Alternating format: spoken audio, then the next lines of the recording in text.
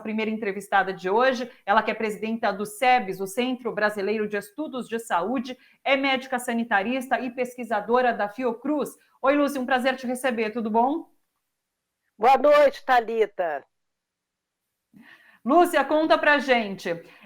Há uma expectativa real na fabricação dessa vacina agora em 2021? O que a gente pode esperar? Olha, Thalita, há uma expectativa. Nós temos aqui no Brasil duas pesquisas, dois estudos, já na etapa da fase 3, que são os ensaios clínicos com um grupo populacional bem maior. Tanto essa vacina chinesa, que está sendo feita em parceria com o Instituto Butantan, como também a outra do Instituto Oxford, que está sendo feita em parceria com a Fundação Oswaldo Cruz. Se tudo der certo, e essa fase 3 já é uma fase bem adiantada, lá para julho do ano que vem, se tudo der muito certo, nós teremos a disponibilidade dessa vacina no Brasil. É interessante tanto essa parceria com o Butantan quanto com a Fiocruz, porque ambos têm condições de fabricar essa vacina e seria importante a gente ter, por exemplo, soberania, autonomia e colocar a vacina como um bem público acessível a toda a população brasileira. Isso é uma questão que para nós é quase que é uma regra de ouro. Quer dizer, essa é uma disputa global. Quer dizer, há um grande número de pesquisas sendo feitas mundo afora, mais de 180, mas essas duas que estão sendo testadas no Brasil, elas estão realmente numa fase bem adiantada e há bastante motivos para a gente ter esperança e muita expectativa com relação a esse sucesso da vacina. Mas, mesmo tudo dando muito certo, há muitas pessoas estudiosas que avaliam que isso seria para julho do ano que vem, meados de 2021.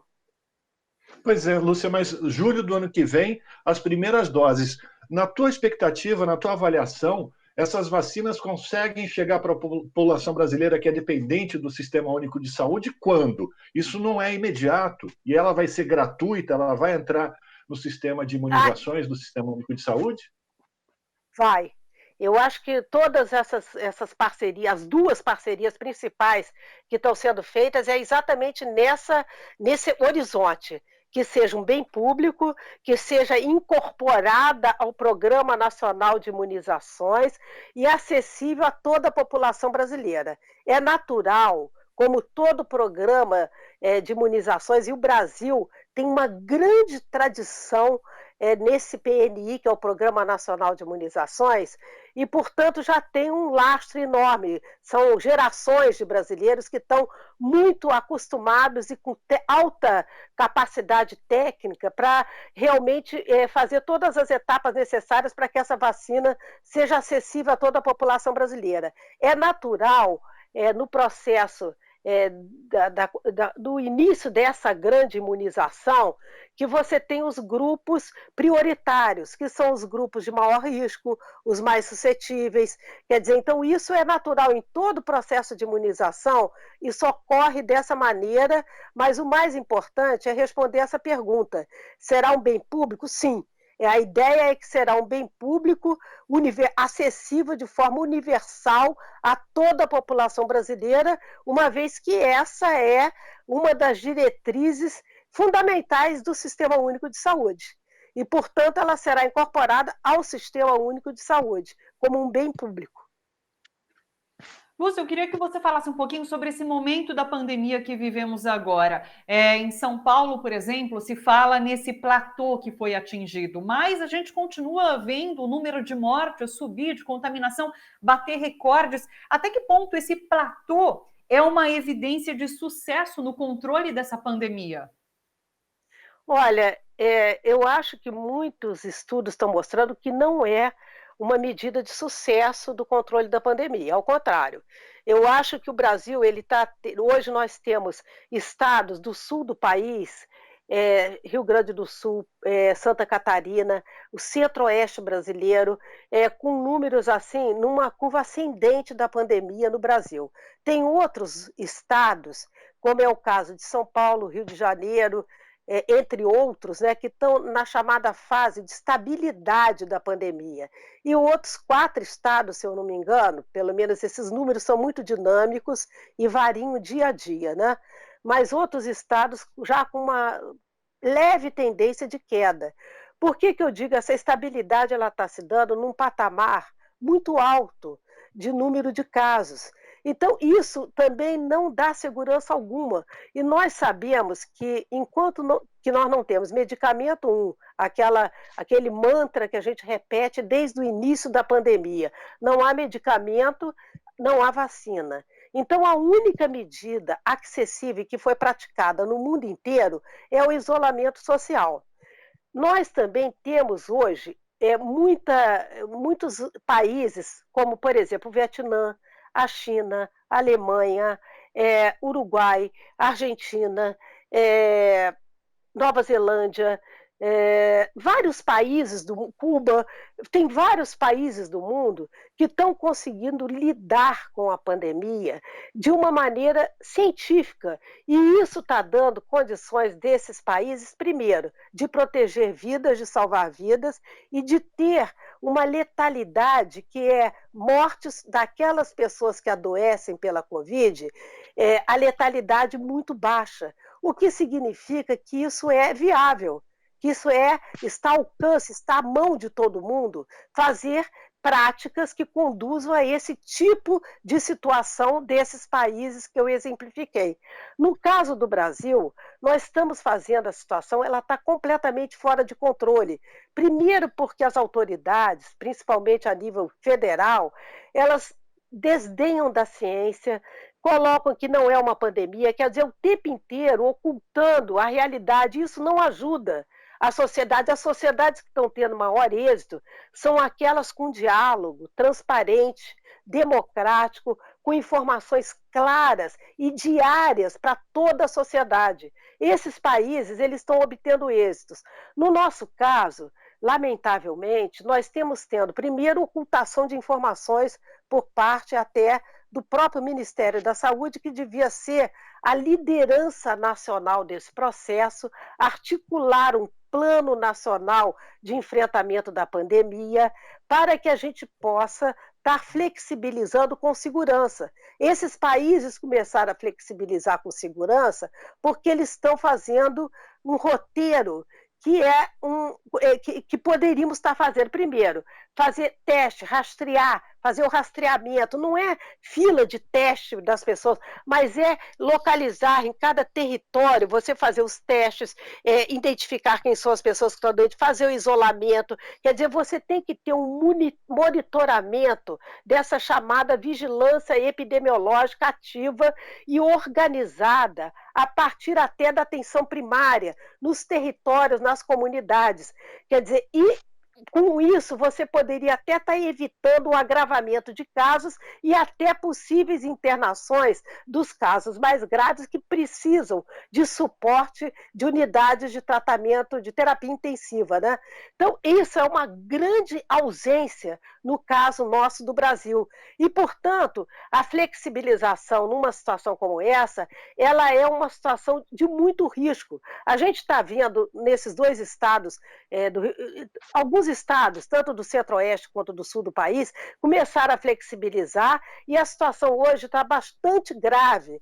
Quer dizer, se você não alia essa flexibilização com dados e com monitoramento sutil, muito sensível, você não dá segurança para a comunidade como um todo, para que ela possa flexibilizar com segurança. E isso é possível porque outros países estão fazendo isso e está dando, e é muito impactante sobre a pandemia nesses países. Quer dizer, a gente poderia estar seguindo esse rumo. Nós, das entidades da saúde coletiva do Brasil, o SEBS, que eu represento, mas tem a Associação Brasileira de Saúde Coletiva, a Rede Unida, a Sociedade Brasileira de Bioética, o Conselho Nacional de Saúde, nós nos reunimos para construir nós integramos primeiro um movimento chamado Frente pela Vida, Esse movimento Frente pela Vida, as entidades que compõem são mais amplas do que a da saúde coletiva. Inclui a ABI, a OAB, a CNBB, a Sociedade Brasileira para o Progresso das Ciências, a Andifes, mas nós, o grupo da saúde, se sentiu obrigado a construir um plano nacional de enfrentamento da Covid, dada a emergência sanitária que nós consideramos que ainda estamos enfrentando no Brasil. Esse plano é um plano muito robusto, um plano de mais de 100 páginas, com recomendações sintéticas, porque ninguém vai ter, muitos não têm acesso, nem vão ter condições de ler um plano tão extenso, mas a ideia é fazer recomendações às autoridades federais, estaduais, municipais, aos poderes legislativo, judiciário e também recomendações à sociedade civil. Essa sexta-feira agora, que passou, dia 24, nós tivemos uma audiência com o Ministério da Saúde, também com o CONAS, que é o Conselho Nacional de Secretários Estaduais de Saúde, que estava representado pelo seu presidente, que é o secretário estadual do Maranhão, Carlos Lula. Nessa reunião, nós apresentamos esse plano e colocamos a necessidade do Ministério apresentar um plano para a sociedade brasileira, porque ainda há tempo, Thalita, de nós protegermos e salvarmos vidas de brasileiras e brasileiros. O Brasil ainda tem tempo de fazer um plano emergencial para a gente enfrentar essa situação. E nós estamos com muitos pontos vulneráveis. Por exemplo, o Sistema Único de Saúde, desde a emenda constitucional 95, ele perdeu, a partir de 2018, 22,5 bilhões de reais. Nesse momento da emergência sanitária do país, foi aprovado um orçamento emergencial que destinou para a saúde 39,5 bilhões de reais. Desses 39 bilhões, até a semana passada, 2/3 estavam parados. Perdemos a Lúcia? Contato? Acho que perdemos o contato com a Lúcia. Que pena. Será que a gente consegue retomar ainda? Mas é importante isso que ela falava, não, Thalita? Sobre a importância de ter um plano nacional, porque o governo federal parece que está deixando mesmo a cargo dos estados e municípios essa retomada, e sem ter a possibilidade de você ter uma articulação nacional, né? Como se as pessoas Sim. só vivessem nas suas cidades, não houvesse o trânsito de pessoas de uma região para outra. É uma situação muito preocupante mesmo, e a necessidade disso que a Lúcia está falando é importantíssimo. Será que a gente consegue retomar para ver se o Ministério da Saúde se posiciona de uma maneira positiva, né? Claro, e acho que ela traz também algo bastante importante quando ela diz que ainda é momento de tentar reverter essa situação, porque no caminhar das decisões, das ações do governo, a gente pensa que talvez não seja possível reverter, que a gente está indo rumo a mais mortes, mas ela mostra que não. Se a gente, a partir de agora, adotar ações, modificar o modo como a gente tem lidado com essa pandemia, o governo tem lidado com essa pandemia, é possível reverter tudo isso, é possível realmente diminuir o número de mortes e de infecções. Então, é muito importante. E outra coisa importante também que ela falou... Pois não? Não, que eu só queria destacar que a Lúcia disse que se tudo der certo, não houver nenhum problema, só em julho do ano que vem a gente vai ter vacina. Ou seja, daqui a um ano a gente vai ter a vacina, e ainda assim para os grupos específicos, né? Os grupos prioritários. Para a população brasileira, de modo geral, ainda vai demorar mais ainda, né? Sim. Voltamos com a Lúcia, ela já está conosco de volta. A Lúcia Souto, que é presidenta do CEBS, o Centro Brasileiro de Estudos de Saúde, médica sanitarista e pesquisadora da Fiocruz. Rafa, quer emendar a próxima pergunta? Então, eu queria exatamente uma avaliação tua, Lúcia. A gente estava conversando enquanto você estava sendo reconectada, sobre a postura do governo federal na recepção desse plano apresentado por vocês. Ele foi sensível ou ele foi apenas protocolar? O governo Bolsonaro, você acredita que ele vai continuar nessa toada de deixar essa responsabilidade para os estados? Como é que você vê essa articulação nacional nessa retomada das atividades pelo Brasil inteiro? Olha, primeiro, foi importante importante a presença haviam 3 pessoas do Ministério da Saúde, uma da assessoria da Secretaria Executiva, outro representante da atenção primária, e um terceiro representante da área de ciência e tecnologia do Ministério. Eles receberam, né, a nossa demanda, né? Nós solicitamos, inclusive, que essas entidades pudessem participar do Centro de Operações de Emergência, que foi criado em fevereiro, mas que não está funcionando. E a gente solicitou que esse Centro de Operações de Emergência fosse reativado e que as entidades das sociedades científicas da saúde pudessem integrar, que o Conselho Nacional de Saúde pudesse integrar também esse Centro de Operações, porque consideramos que o Ministério tem que apresentar um plano para a sociedade brasileira construído democraticamente e em diálogo com as sociedades científicas, com o Conselho Nacional de Saúde, pelo bem da população brasileira. O nosso objetivo, ao oferecer esse plano ao debate nacional, é porque nós consideramos que, para nós, entidades da saúde coletiva brasileira, não é possível nos omitirmos diante dessa situação tão grave que o Brasil está vivendo. E também, isso eu acho que é um ponto-chave, que nós achamos que ainda há tempo de nós mudarmos o rumo do enfrentamento da pandemia do Brasil, traçando estratégias claras, diálogo articulado entre governo federal, estaduais e municipais e a sociedade civil. E que as estratégias de comunicação, elas possam ser estratégias de comunicação como os países que estão conseguindo ser vitoriosos no enfrentamento da pandemia estão fazendo comunicações até diárias com as suas populações. Então, isso é um dever de Estado, essa comunicação